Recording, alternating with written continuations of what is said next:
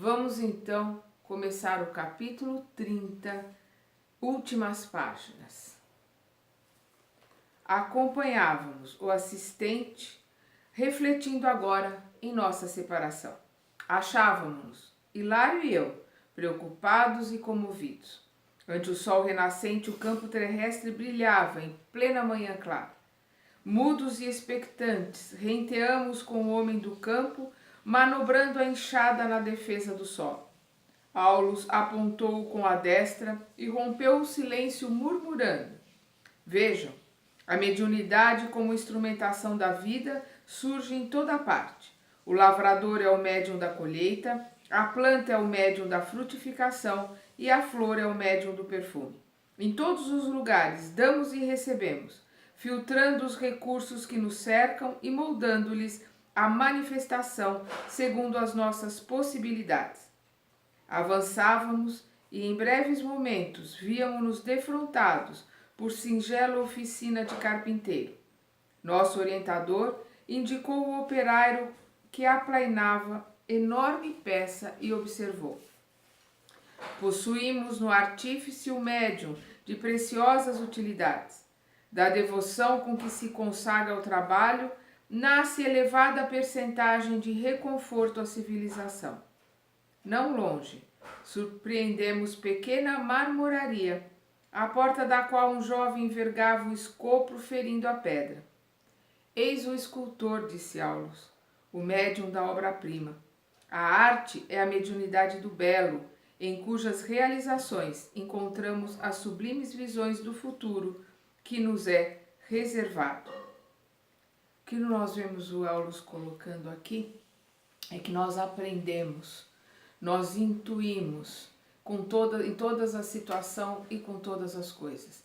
E todas as coisas, tudo que tem vida, ele se comunica entre as partes viventes nesse planeta, que é o que é a mediunidade. A mediunidade é a comunicação entre duas partes. As pessoas colocam, é a comunicação dos encarnados com os espíritos, com os desencarnados.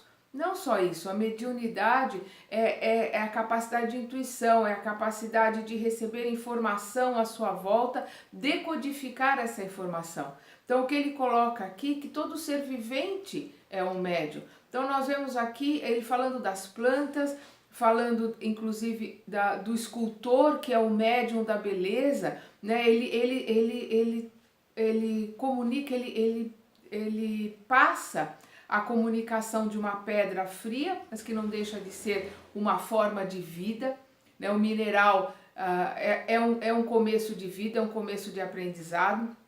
Então ele transforma aquela forma de vida bruta em algo belo, em algo que na mente dele existe, que ele vai através da sua arte, através da sua capacidade, esculpir naquela pedra para que todos vejam o que ele, artista, está vendo ali naquela pedra.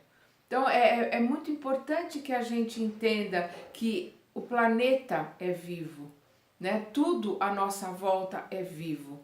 E tudo que é vivo tem um começo, um meio e um fim.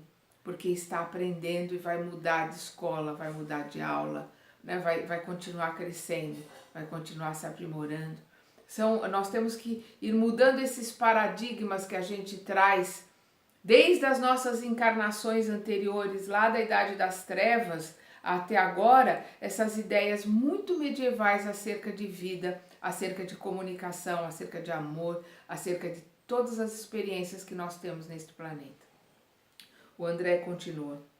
O assistente prosseguiu, enunciando importantes considerações sobre o assunto, quando passamos por alguns empregados da higiene pública removendo o lixo da extensa praça. Aqui temos os varredores, disse com respeitoso acento, valiosos médiuns da limpeza. Logo após, contornamos um edifício em que funcionava um tribunal de justiça e nosso instrutor adiantou: vemos aqui o fórum, onde o juiz é o médium das leis. Todos os homens em suas atividades, profissões e associações são instrumentos das forças a que se devotam. Produzem de conformidade com os ideais superiores ou inferiores em que se inspiram. atraindo os elementos invisíveis que os rodeiam, conforme a natureza dos sentimentos e ideias de que se nutrem. Atingíramos, no entanto, o lar em que Hilário e eu nos dedicaríamos ao socorro de uma criança doente. Nesse ponto da excursão, o orientador esperado à distância separar-se-ia de nós por fim. Então, o André e o Hilário vão ficar ali ajudando uma criança que precisa de ajuda e o Aulus vai embora continuar a jornada dele. Aulus seguiu-nos paternal. Na intimidade doméstica, um cavalheiro maduro e a esposa tomavam café em companhia de 3 petizes. Ladeando a mesa limpa e sóbria, descansava em larga poltrona o menino abatido e pálido que nos recolheria o esforço assistencial. O instrutor fixou os olhos no quadro expressivo que nos tomava a atenção e exclamou: a família consanguínea é uma reunião de almas em processo de evolução, reajuste, aperfeiçoamento ou santificação. O homem e a mulher abraçando o matrimônio por escola de amor e trabalho, honrando o vínculo dos compromissos que assumem perante a harmonia universal, nele se transformam em médiuns da própria vida, responsabilizando-se pela materialização a longo prazo dos amigos e dos adversários de ontem, convertidos no santuário doméstico em filhos e irmãos. A paternidade e a maternidade, dignamente vividas no mundo, constituem sacerdócio dos mais altos para o espírito reencarnado na Terra, pois através delas a regeneração e o progresso se efetuam com segurança e clareza. Além do lar, será difícil identificar uma região onde a mediunidade seja mais espontânea e mais pura, de vez que, na posição de pai e mãe, o homem e a mulher, realmente credores desses títulos, aprendem a buscar a sublimação de si mesmos na renúncia em favor das almas que, por intermédio deles, se manifestam na condição de filhos. E num sopro de bela inspiração concluiu: a família física pode ser comparada a uma reunião de serviço espiritual no espaço e no tempo, cinzelando corações para a imortalidade. Em seguida, o assistente leu o mostrador de um relógio e observou: quem caminha com a responsabilidade não deve esquecer as horas. Retirou-se precípite e seguimos-lo até a praça próxima. Aulus fixou o céu azul, em que o sol como que se desfazia em chuva de ouro quintessenciado, e dispunha-se a enlaçar-nos quando me percebeu o propósito mais íntimo, falando com humildade: faça a prece por nós, André. Reverente, pedi em voz alta. Aí nós vemos aqui o André Luiz fazendo uma prece lindíssima, agradecendo aos espíritos superiores por virem até aqui nos auxiliar. Não vou ler a prece, porque senão eu vou começar a chorar. Então, vocês leiam, releiam, porque a prece realmente é maravilhosa. As colocações que o André vê aqui conosco, os agradecimentos que ele faz, se endereçando esses agradecimentos ao Aulus, são maravilhosos. Nós vemos aqui o Aulus colocando sobre o trabalho mediúnico que existe no lar em relação aos pais e aos filhos. Os filhos nos escolhem e nós os aceitamos. E quando os aceitamos, aceitamos as responsabilidades de sermos os medianeiros entre o plano espiritual e a educação deles, o aprimoramento deles, o auxílio que devemos dar a eles para que eles possam crescer, melhorar, aprender e tornar-se homens e mulheres de bem. Continuarem a sua jornada. Não é impor a nossa verdade, nem impor aquilo que nós acreditamos. É buscarmos no plano espiritual e nos nossos espíritos protetores o auxílio para que possamos transmitir àqueles que vieram por hora, por alguns instantes, nessa brevidade que é a nossa encarnação nesse planeta, como nossos filhos, netos, irmãos, para que possamos ajudá-los a aprenderem a seguir o caminho que é o caminho deles, que eles escolheram para crescer. Então nós temos que entender que se nós tocamos pianos, eles podem tocar flauta, violoncelo, violino, oboé, instrumentos completamente diferentes. E mesmo assim eles vão participar da orquestra. Eles são tão necessários ou até mais às vezes do que nós. Então nós precisamos entender as diferenças e respeitá-las. Existem vários caminhos para a casa do Pai. Todos estão certos. Porque existem na casa do Pai várias moradas. São moradas diferentes, para espíritos diferentes, para planos diferentes. Então a verdade é uma só. Mas a verdade está muito lá na frente para todos nós. Principalmente para nós que estamos num planetinha de provas e expiações. Nós estamos a caminho nós estamos no caminho da busca da verdade. Então nós vamos tropeçar e errar muito nesse caminho. E temos que ter consciência disso e passarmos isso para os nossos filhos. E colocarmos com sinceridade, hoje, aqui agora, eu acredito nisto. Vá buscar o seu caminho, vá buscar o seu esclarecimento. Hoje, aqui agora, isso para mim é importante, mas vá buscar os seus valores. Vá buscar o seu caminho de volta para a casa do Pai e na maioria dos casos, principalmente nessas crianças nascidas depois do ano 2000, elas vão nos ensinar e ensinar muito, porque são espíritos muito mais elevados. São índigos mais elevados que estão voltando e principalmente são os cristais que começaram a vir em grande número a partir do ano 2000, que tem muito a nos ensinar. O André termina aqui dizendo: o orientador devia saber que ele próprio personificava para nós os benfeitores a cuja grandeza nos reportávamos. Entretanto, não ousei pronunciar-lhe o nome, tal a veneração que nos merecia. Terminada a oração, fitei-o de olhos úmidos.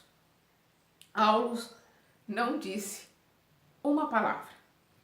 Revestido de radiações luminescentes, dando-nos a entender que se despedia de nós, igualmente em prece, recolheu-nos num só abraço e partiu.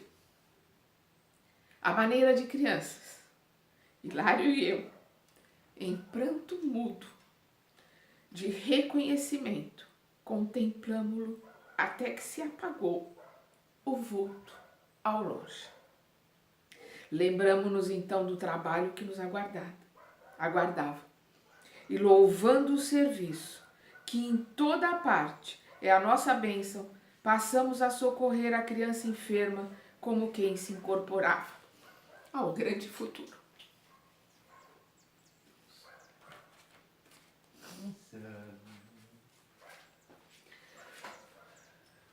Vemos aqui os ensinamentos do André em relação ao trabalho.